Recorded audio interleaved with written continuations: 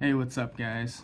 Today I have one of the most special knives that I've ever owned or held, and this knife is from a maker called Emmanuel Esposito. He's an Italian maker, and I consider him an art knife maker. And he's known to be one of the very, very top of the food chain. And I'll try my best to explain why his knives are so special, and why I'm really excited to have this piece. So first of all, in terms of the presentation, I just wanted to show you a few boxes. He sends you quite a few things when you purchase a knife from him. There's this box where you have like a little pouch for carrying the knife, um, and then there is even some gloves that come with the knife. But this is another thing that you get, a very lovely leather pouch. So let's take the knife out and have a look. This knife is the Colibri model, and it's a special version. It's a deluxe build. So let's go through one by one. I mean, just on first glance, you can already see the amount of details that this thing has. Um, but the Colibri itself, it's like a name of the hummingbird, because it's like a smaller size knife. I think around a 3.25-inch blade. And this has an RWL 34 hand rub blade, really beautifully done. It is one of my, I think, absolute favorites. I think this is my favorite hand rub, along with the Corrado Moro. The hand rubs on the art knives are so incredible because you look, the lines are, perfectly straight. Look at the polished swedge and how vibrant it is. Just incredible. It's got this really nice, curve to it. And I think the overall design just looks so classy and elegant. Check out the plunge. Perfect plunge grind. This, of course, is also hand ground. Check out the beveling. Absolutely beautiful blade. I'll try not to forget all of the details because there are so many. Um, but I would like to first start with the inlays because this is the most obvious thing that you guys are looking at. And normally, when you look at a knife and you have, like, let's say it's a bolster lock, you have the frame, you have the scale that has been inlaid. It's usually one huge piece, and you already look at the seams and you go, oh wow, that's an incredible piece, which, you know it is. It's not, it's very difficult to already inlay something and make sure that it's perfect, a big piece of material. And when you're working with something like pearl or blacklift pearl, you can ask any of the high-end makers. They'll say that it's really a pain to work with, whether it's like a CNC Genius or someone else. They all say it cracks. So there's a lot of pieces where, like, you have this one huge pearl and something cracks and you have to redo it again. But on this one, I think this is one of Emmanuel's specialties. Look at the amount of pearls you have in here. Each of these pieces are individual pieces. He actually cuts out each individual one to inlay it onto the frame, which is kind of crazy. Look at how many angles each piece has. And they're all perfectly fit together and inlaid into the frame. And not only that, if you look from this side, I'll try to get the angle right. You can see the pearls, which are more dark colored, are in line. So you have kind of this very nice, effect of the two lines where it's like the whiter part of the pearl and the black lip part, which is crazy to me. And it goes on to also on the bolster or lock release area. Really cool, and it plays nicely in the light. And this has been inlaid into a thin piece of, I believe, carbon fiber.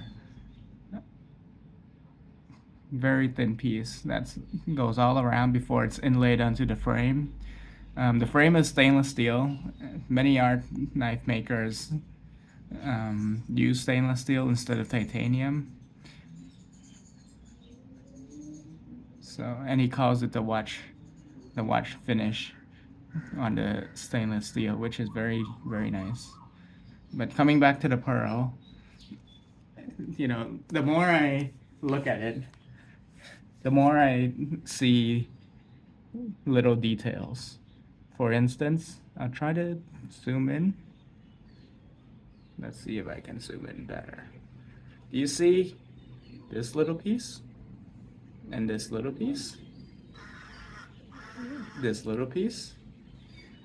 He makes all of the little pieces to fit all of the gaps.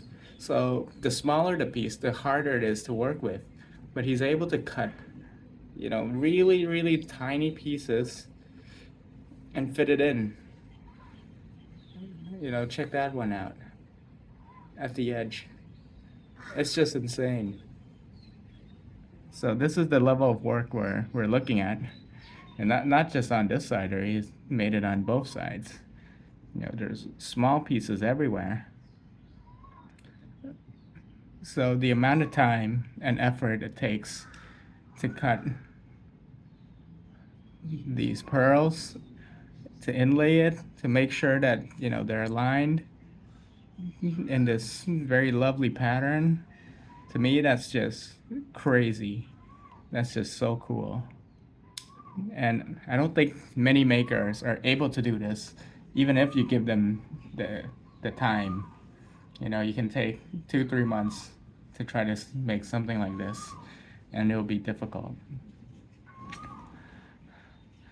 But with all that said, this is still a flat surface. So when you inlay the pearl and you finish it, it's on a flat plane. What is even more difficult is pearl that is curved, and there are two key areas where this happens. The first area is on the pivot. Let me zoom in again. The pivot is not flush, or it is flush, but it is like curved. So making this pearl curved as well is very difficult. And perfectly curved and round, it is really, really difficult. I haven't seen too many makers be able to make a curve like that, because imagine when you inlay the pearl in and then you have to round and contour it onto the pivot. Not only that, again, the pearl is super brittle and easy to crack. Look at how this one piece of pearl has, the 5 different, or how many is it? 6, patterns that are going out. And this is inlaid into Bakelite. And even the Bakelite itself, if you just look, it's like there's a thin section and then it, widens out at the edge. Just little details like that, which I find to be incredible. If a maker just spends all this time making a pivot like this, it'll take way too much time. And I don't know how I would be able to compare this to, a tactical knife maker, because this is just next level work for me in terms of the fit and finish. And to stay on the topic of the curved pearls, on the backspacer, he also made inlays of the black lip pearl. And if you look on this side, these are also curved. And it's curved. It's not like, for this one, you can inlay it into a curved, um, I guess this one is probably steel pivot. You can inlay it and then you kind of sand it down on the sides. But this one, you can't really do that because you don't have the sides. The top part is the pearl itself as well. So being able to curve this section, really cool. Really, really well done. And again, it's a skill that many other makers have or can do. And even in something like this, you can see that in the top and bottom section, there's still these tiny little pearl pieces inlaid to make sure that it fits perfectly. And yeah, so these two sections have raised, I think he calls it the ladder pattern. So this also, curved pearls are hard to find. I dare you to go try to find it in tactical knife makers. You know, I haven't seen one make something like this before. And lastly, on the pearl, he also did it on the blade. This one is flush, but still, that's still a lot of work, time put into it. There's also jimping on the blade, I didn't mention, but it's not very effective. I don't think this is a normal carry piece anyways, because there is an obvious lack of pocket clip. But to be honest, I wish this had a pocket clip because, ergonomically it does work. There's this little tail which keeps your hand locked in, and it's very, simple ergonomics, and I think it works well.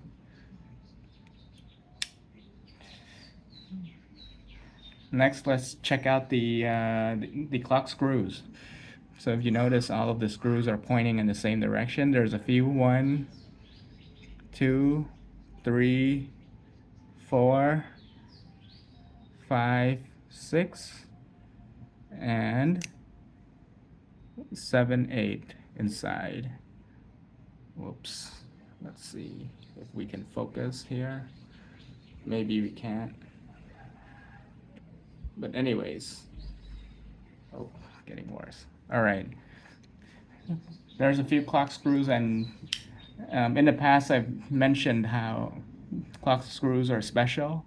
If you look at high-end watches, even 30,000, 40,000 US dollars worth, you still won't be able to find too many of them with clock screws because it is so time consuming to do. And I guess not many people appreciate the clock screws, but it's extremely time consuming to be able to do screws which fit perfectly, especially one that has a small diameter but like this. It's crazy. If you can find in Google, there are a few articles on how hard it is to do clock screws and how you can't really productionize it because the tolerance level that you need to be able to have this perfectly, straight like this, it's really, really, really, really tight. And that's, requires way too much time for most people, even the likes of the watchmakers, to be able to do. But on a knife piece like this, which comparatively is a lot cheaper than buying the watches, you get that type of detail. Speaking of the price, this one, anything from Emmanuel starts at 10,000 US dollars for a basic model. Something deluxe like this, I've seen him not auction, I think he did a lottery for maybe 18K. So that's the reference if you ever are fortunate enough to be in the position to buy one. But I feel like it's, the level of work, especially these days where there are so many Chinese manufacturers in the EDC world where they do such a good job on, bolster lock builds, um, doing nice grinds. They're sharp, action is great, with pretty good inlays and tolerances, and yeah, it's very smooth. All of the more basic builds are even something like bolster locks. They're all already done very well. And that's why a lot of the custom knife makers are having a hard time competing against, those manufacturers or Chinese manufacturers. But, and what, so I've been looking at what type of knives that I can get that won't be able to be productionized. And this is absolutely one of them. They'd never be able to do clock screws or productionize it. That's difficult in itself. And then when you come to pearl, again, there's way too much wastage when you cut something like this. If it's not perfect, you have to throw that piece away. And it's a natural material, so of course, so naturally, there's prone to be cracks when you cut through it. And to be able to have something like this is really special to me. Now, finally, oh wait, one more thing before we get to the action. I mentioned that this knife is called the Colibri. It's a hummingbird. If you can see the eye, the beak, this is the head, and yeah. Well, it does look like a bird. If there was a pocket clip, you would be able to see the bird. Anyways, let's get to the action. This lock is what Emmanuel calls the C lock or the California lock because it's a it there's no I don't th- there's no spring inside, I believe, and it works by it's a plunger style lock. So if you press on this part, you can see that the head of it lifts. Actually, you have to do it on both sides at the same time, so they both lift off. Because when this is down, it locks the blade in. You can't really shake it open at all, and it's really solid and obviously perfectly centered. But when you do release it, there's this bar right here, which pushes down. You can see that bar pushes down. So this bar is tensioned, and it's made for the blade just to come out a little bit like this. And then you can open it the rest of the way until it locks up. And then you can see, this bar go down as the blade locks. It makes a nice click, and it's super solid, not moving at all. And then if you want to release it again, just lift it off so it doesn't lock in the blade anymore, and you can close it just like a regular folder. And what I really appreciate, because a lot of us, when we get into these knives and we love the flippers or whatever, is the fidget factor, which most art knives actually don't really have. Because they're usually like two hand openers. And when I first saw this, I thought the same. You have to do this, and you kind of have to touch the blade. It's not as fun, but actually, this is super fun. You can, because the knife is so smooth, you can just angle it down a little bit. It opens all the way, and you can shut it with one hand. Yep. You can get pretty good at these. And it deploys super fast, and it's not technically not really a gravity knife because you do open it, but it's also not an automatic because it doesn't open to the full extent. That's why it's called the California lock. So this technically should be legal. I don't know the legal implications on this, but technically,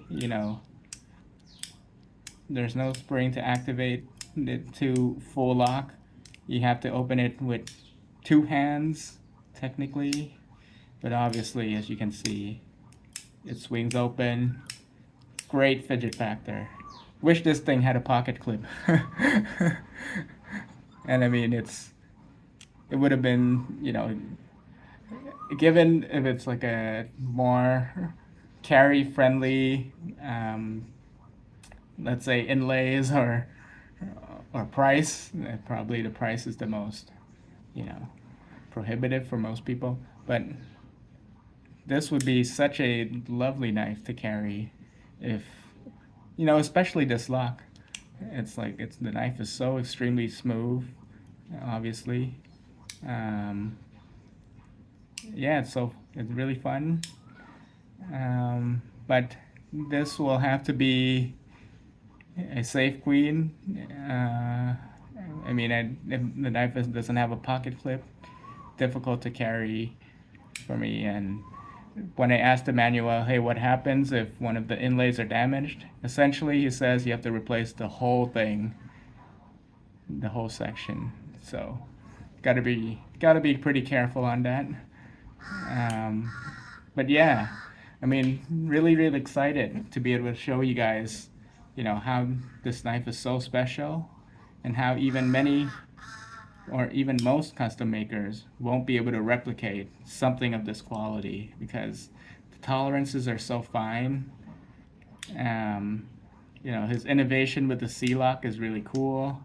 You know, not all makers invent their own locking mechanism like this.